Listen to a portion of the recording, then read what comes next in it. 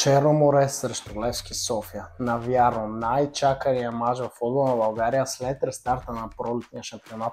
Приятели на Нострабет, аз съм Драган Иванов и в това видео ще се опитаме да разгледаме какво трябва да стане в четвъртфиналната битка от турнира Купа на България. Да, точно така. Двата отбора се изправят в четвъртфиналите от Купата на България в доста касов сблъсък, доста неясен двубой, що се отнася до продължаването напред. Наистина амбициите и на Черно море, и на Левски към Купата на България са много сериозни и това предвещава да видим много силен сблъсък на стадион Тича в морската ни столица, именно Варна.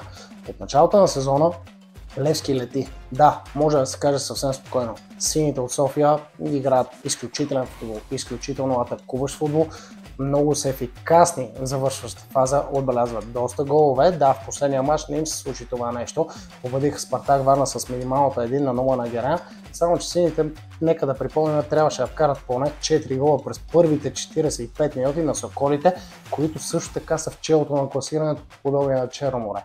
Черно море от своя страна стартира пролетния дял в доста лошо. Загуба от Локомотив Пловдив с 1-2 на собствения стадион, след което последваха две равенства. Едно срещу Крумовград, отбор, който със сигурност се бори за своето оцеляване в елита на България, докато в следващия двубой Черно море направи 1-1 с шампиона Лудогорец, който може да кажем, че също от началото на сезона не се представя толкова добре. Да се насочим към срещата, която ни предстои в средата на седмицата между Черно море и Левски.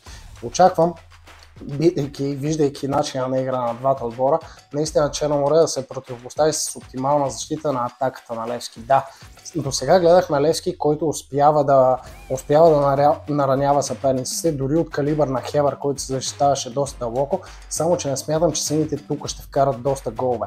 Именно заради цялата отбрана на Черно море. Черно море обаче от своя страна няма силно изявени футболисти в офанзивен план. Помниме головете, знаеме головете, разбира се, в последните мачове за моряците.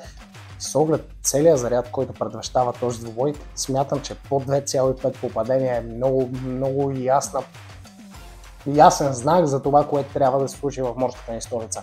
Разбира се, бих препоръчал за по-авантюристичните хора и под 1,5. Смятам, че този матч и генерално ще се развие след продължение. Равенството в 90 минути е нещо, което е напълно обосновано с оглед амбициите, защото ако погледнем така, Левски, ако загуби този матч, наистина сезона става доста труден за сините до края му, докато при Черно море е абсолютно също. Да, двата отбора са в челото на класирането, но сигурност пътя към Лига Европа минава през купата. Не може двата отбора да разчитат на дубъл на шампиона или да.